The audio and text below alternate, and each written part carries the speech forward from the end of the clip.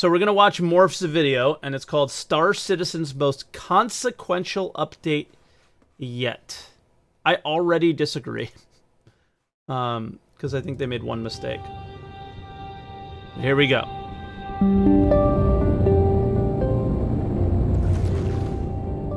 In case you may not have heard, 3.15 is shaping up to easily be one of the most consequential patches in Star Citizen's history thus far.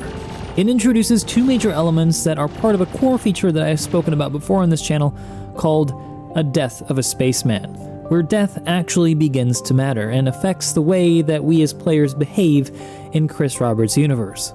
So in this video, I'm going to show you why this patch is so consequential, and then break down the different elements that make it so. And if you think I've done a good job by the end, don't forget to hit that like, subscribe, and the bell icon so that you don't miss my next video. Up until the last patch, 3.14, dying in a player versus environment or player versus player gameplay mission has carried little to no consequence, other than of course some minor inconvenience and some bruised egos. But not so in 3.15. To illustrate these two major elements that have changed in this new patch, in the background, I've cut together an unscripted mission generated by a real player who's been knocked unconscious and needs my help. My task is to infiltrate the pirate bunker, clearing the way to his location in order to revive and extract him within a time limit, because he can bleed out at virtually any time or be executed by a pirate during a firefight. And this constitutes just part of the first element that I spoke of in the introduction of this video, the possibility of going into a down state instead of dying. So you may be curious then why he should wait to be extracted as opposed to just backspacing as we do now and returning to a hab. In 3.15, this is no longer possible. Without a pretty major consequence, that is. And this is the second major element added into 3.15 that is part of a deadless spaceman. In the event that you fully die, you drop the entirety of your player's local inventory with you. That means armor. Morph literally pooped his pants right there. He actually pooped his pants. Guns, ammo, loot, and everything that's in your backpack. This includes, by the way, rare subscriber gear that you paid for, which is its own thing that I'm not going to talk about in this video. This means then, of course, that your death can mean the loss of tens of thousands of AUEC worth of gear and That's the problem! We're just talking about tens of thousands AUEC per gear. Of gear. Guys, if he completes this mission and just picks this guy up, he gets 15k. And he can just go buy it all again. And that's the only issue I have with this patch. Dude, I would agree with Morph if they took some or most of the items out of the store and made it so you had to, go out and get them. Now, I still think we're in an alpha environment, and it's still a place where, maybe we shouldn't be doing that just yet, but that's the only reason why I don't think it's the most consequential patch. I think it's, the biggest patch in ever that we've ever had, but only in the sense of, wow, inventory is a thing. If I do kill another player, I can loot them. Medical, those things are all such a huge change, but I don't think they have enough consequence yet because you could buy everything on the store and it's so cheap on the store. There's no reputation behind it, all those things. So, there aren't that many items that you could just find out there in these bunkers that are only there. So the reasoning for doing bunkers or doing other missions just don't exist, So that's kind of why I don't necessarily agree with it. Potentially expensive loot, but also the loss of a mission, which can carry with it the loss of reputation. Something you may not want to do if you're planning on trying to get better paying missions by ranking up and continually Oh my god, the guy canceled it. And here you can see, I wasn't able to make it in time, and because of the nature of these new missions, I was continually rushed by pirates and eventually overcome. This is Consequence. So let me break down this patch and all the components that make up what you just saw. When you begin your first session of 3.15, you'll need to select a home starting point. This is where your ships and inventory will be initially physicalized. Wait, is this what the menu looks like when you have a widescreen monitor? It's just black all around? And this I'm is so part of happy I Star didn't get Citizen's one. progress towards true persistence, where items are always physically somewhere in the universe at all times, depending on where you've placed them. While this isn't completely done yet in 3.15, it is a major step in that direction.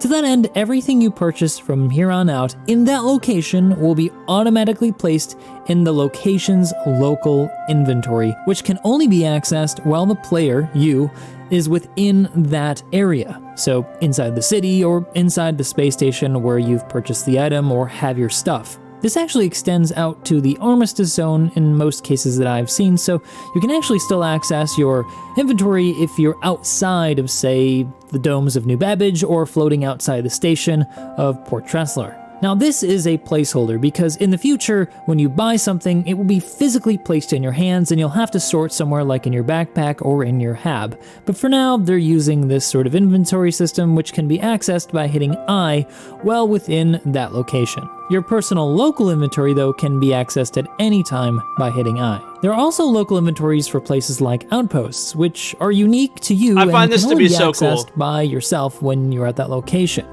Think of it like a personal stash, where you can keep backup things like things for mining or a stash for when you break out of prison so that you can have a new undersuit, some armor, and even a weapon to defend yourself as you make your way to a security outpost to clear your crime stat. This of course means that in order to move things from one landing zone to the other, you'll need to actually physically drag them into your personal inventory, which is tied to items like undersuits, armor pieces, and the newly introduced individually equipable backpacks. These come in a variety of different sizes and colors which go with different setups. Their sizes are also restricted though to an equal I think or that's the smaller coolest looking armor backpack. chest piece. So for example, a medium chest can't equip a large backpack, but it can equip a medium or small backpack, so keep that in mind. Each backpack also of course has a different size storage, so this will also come into play if you're looking to equip a lot of weapons inside that backpack. Alternatively, you can also drag items into your ship's local inventory when on board and still within a landing zone or near a station. Be warned though that a ship that explodes carries the same consequences as for you dying, meaning that all items inside that inventory are dropped when the ship explodes into a convenient little box that you can actually retrieve if you're able to get back there in time before it despawns. Luckily though, each landing zone's orbital station carries the same exact inventory, so if you buy something planetside, it will automatically be accessible in that associated orbital station. One thing that he didn't mention that he might, and just in case you guys don't know this, is that if you blow up a ship and it creates a box, you can put that box inside your ship, and that could become, although smaller than most likely what the ship size will be, I don't exactly know the micro SCU sizes, but if you put that inside of a cargo ship, that can act as your ship's inventory for a group play because everybody can access it and see what's inside, unlike your ship's inventory. And I don't understand why, if we could do it in that box, why we can't do it on the ships. So hopefully in a 0.1 or 3.16 or whatever, they'll bring that element of what a box inventory would be like to the ships, or we'll just have to wait until Q2 2022 possibly for the cargo rework. That's pretty convenient and actually a pretty good thought on CIG's part. Still though, should you choose to use your ship to transport items or to make your own home, you may take comfort in the fact that 3.15 is also introducing 30k server crash protection. Yes. In the event the server 30ks while you're inside your ship in Quantum or landed on a planet somewhere, the server will remember what was in your inventory and put your ship in the previous known landing zone so that it can be accessed by you next time you log on. This is phenomenal news for those of you who do like using your ship as a base of operations, but also for traders who have in the past suffered from great loss when trying to transport stuff during a 30k. One other thing I want to note here about ship inventories in 3.15 is that you can also find them on smaller ships like the Gold Standard Gladius and Saber, who both now have an exterior accessible local inventory and weapon storage, making them pretty good for a single-person ship. Ships like the Aurora or the 135C or any of the 100 series, in fact, that have an interior that you can stand in do have personal inventories that you can access, so you can also store things on those ships that way. That's a good point that they want to restrict ship access, so they might as well just do it now. The thing is like, God, this would have been the piracy patch, right? Like, not that I really want to do any sort of piracy gameplay, but man, They haven't ever been able to do it, so it would be kind of interesting if they had. Fortunately, though, these local inventories for ships are instanced, because this is, like I said, a placeholder. So if you want to trade items to friends that way, it won't work. Which is actually fine, because most items can just be placed on the ground in front of your friend for them to take, so it's not really necessary to put them in your inventory, it's just a thing of convenience. In the case of all these inventories, you have a UI that you can use to access them, which allows you to sort them and search for them through filters to find specific items. This has proven to be really convenient as they've iterated in the PTU, and I suspect it'll be even better by the time it goes to live. It's not perfect, but it's getting there. As you'll also have a lot of things in this coming patch, it'll also be important to know how to find where you've put them, so you can also use the new Knickknacks app in your Mobiglass to find out where they're stored. But now let's move on to the second major component, or feature, that makes up the two that I spoke of at the beginning of this video that make this patch so consequential. Alright, let's see. The lore for Star Citizen's death has been somewhat modified. Now, instead of your body being recovered, they've decided to go with the clone approach, which is not new to science fiction and has been used in games like EVE Online. Like in EVE Online, when you choose your starting location, your clone will initially be at that location's local hospital. If you don't have a local hospital, such as in the case of Area 18 or Lorville, this is temporary until 316, your clone will be located in the orbital station associated with that landing zone. Now, before you choose what your home location will be, keep in mind that clinics, which are in orbital stations, and Lagrange point stations, are only Tier 2 facilities. And so if you end up having a Tier 1 injury, the highest level of injury, you will not be able to heal yourself fully at that location. If you want to change where you regenerate after death, you'll have to manually go to that location's hospital or clinic and choose to move your regeneration copy to that location. This is the coolest part. You can also part. do this for two ships in the game at present, the Carrack and the 890 Jump. If somebody's on the pretty table. valuable. To review though, the way you end up in your clone is if you choose to die after you've been incapacitated, or if you receive an injury so significant that your body is unrecoverable. This would be, for example, in the event of your ship exploding, or in the event of you being shot in the head. And once more, if you do die in 315, you'll be leaving everything on your local inventory that's associated with your player on your body. That doesn't count stuff like your local inventory in a station or in a city. It's just what's on your body. If you do end up dying, you will have up to an hour and a half to go back to your body to loot it. But during that time, your body will actually be lootable by other players as well, and this also includes, like I said, sub-items, so be sure not to die if you can avoid it. But incapacitation, as you may have guessed from the beginning of the video, is not the only thing possible to experience in 315. This new patch also introduces 3 new tiers of injury, going from Tier 3, the least severe, to Tier 1, which can be life-threatening. Beginning with the lowest severity, Tier 3 injuries are those kinds of injuries that can happen to any part of your body, but can be masked by drugs in the event of suffering them. They can be healed by Tier 3 medical beds, such as those found on a Cutlass Red. Tier 2 is slightly more severe and will result in things like limping if your leg is injured, weapon sway if your arms are injured. So I'm starting to get what he's getting at here is Star Citizen had 0 consequence before, so that's why this is the most consequential patch of all time. Because even though these things are like really, really minor consequences, especially with the way medical works, where it completely masks your symptoms if you take the right medicine and stuff, that the consequence like doesn't exist for 15 minutes, and then you just give yourself a little spritz again and you're good again. I just don't believe there's enough consequence just yet, but that doesn't mean he's wrong, so I'll take back what I said earlier. Poor breathing and lower maximum health if your chest is injured, and blurred vision or ear ringing if your head has been injured. These can be temporarily masked by the right drugs for a limited time, or healed by a Tier 2 bed 15 or minutes above, of time. like those found in the Carrack or 890 Jump. Finally, the most extreme type of injury is Tier 1, which results in severe disability, such as the inability to walk if it's in your legs, the inability to hold a weapon or tool if it's in your arms, and very low health to incapacitation if it happens to be on your chest or head. This could mean that you're unable to be revived completely until you're dragged back to a medical tier 1 bed that can heal you, which is only located in hospitals. Drugs can stabilize these injuries and temporarily mask an arm or leg injury, but it will not be able to revive somebody if they have it in their head or chest. So again, you have to get them back to a hospital in order to fully revive them.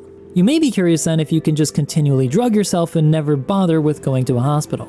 Unfortunately, this won't work for long, because your body also has a maximum blood drug level. When it reaches 100%, you will be overdosed and incapacitated, at which point you'll need to wait until your blood drug level reaches below 100%, or you'll need to be given Resurgera, which is the Star Citizen equivalent of Narcan, that can reduce the impact of the overdose and get you back on your feet.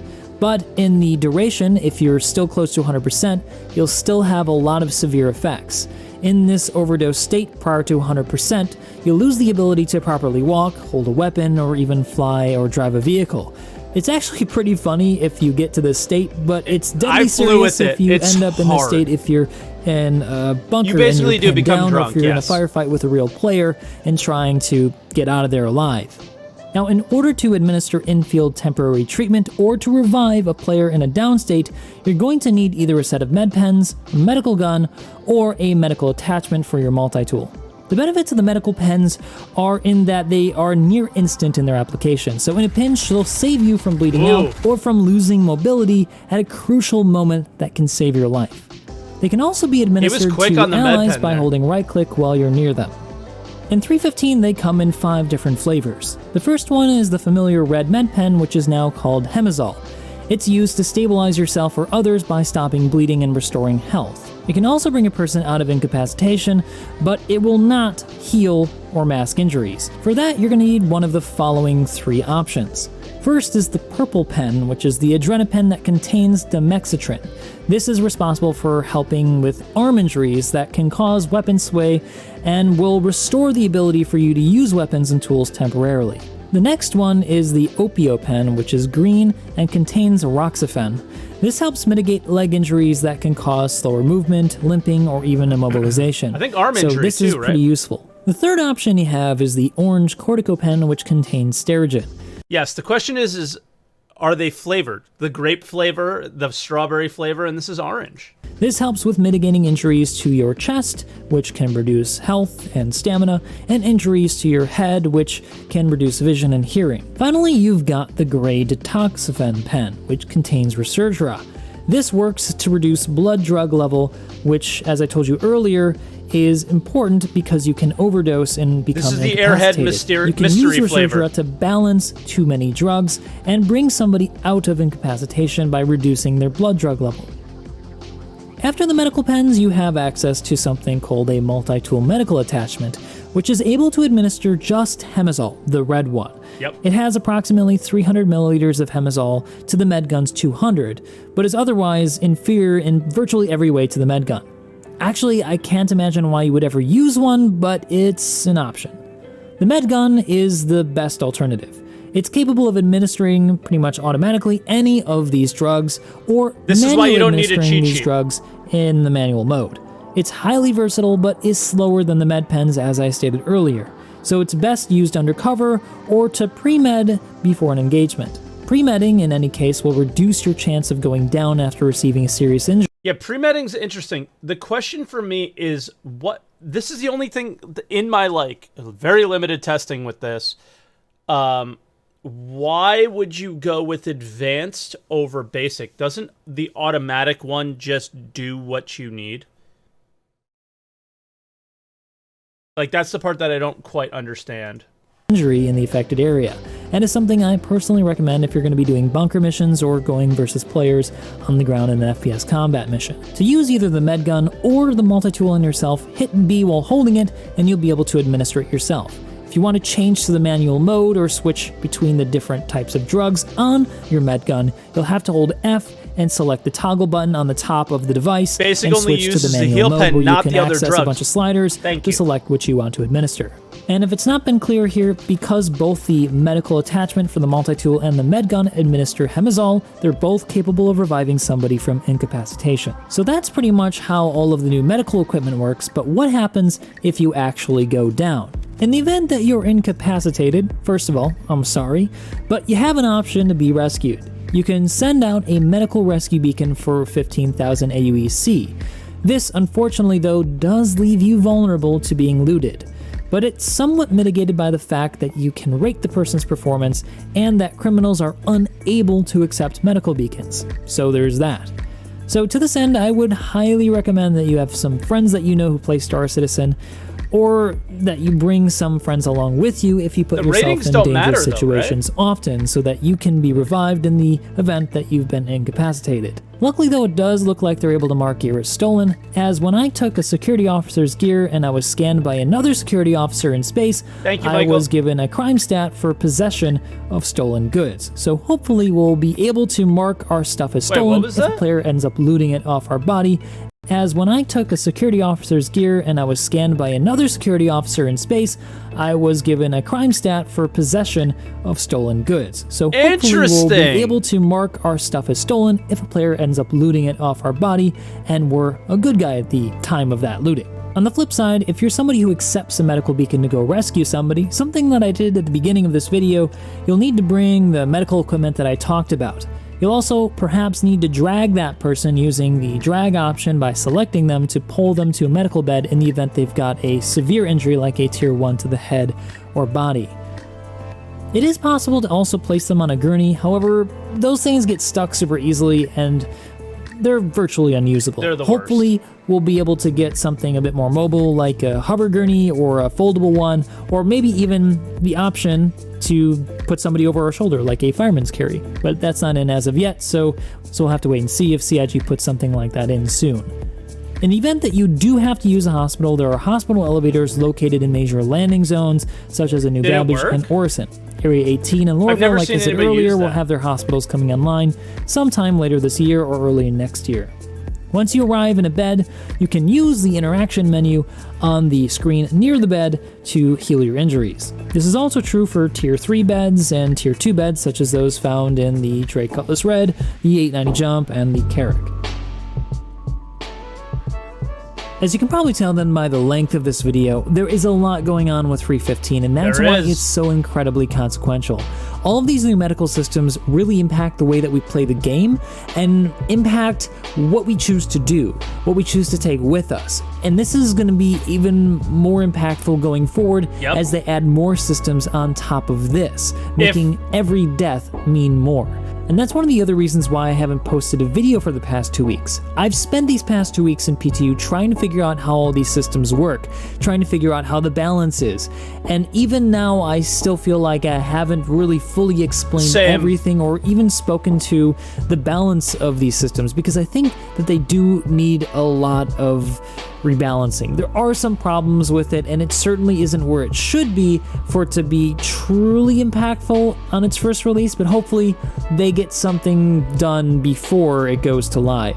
But considering the Aerospace Expo coming up in 2 weeks, I'm kind of doubtful they will. So we may have to wait for 315.1 in order to see a better rebalance, or maybe as late as 316. Or but I'm gonna leave that for another video, because probably further, but in the end, the system changes everything, and it's really exciting. So, yeah, I will just play the game differently to make the consequence be a thing. And if I put myself at some sort of a disadvantage because I don't use shops or something like that, I don't care, because it's just so much more fun when you create consequence in the game. So for me, this is the most consequential update ever, because I'm going to create more consequence for myself, and it just makes it easier to do so now. Because this is already nearly 20 minutes long, and most of you have probably already switched off by now. So let me know about your thoughts down below on this new medical system and the inventory system and how it's going to impact your gameplay. Do you hate it? Do you love it? I want to know. But if you like this video and you want to see more, you know what to do. Otherwise, I hope to see you guys in the next one. Thank you, Morph. Great video, dude.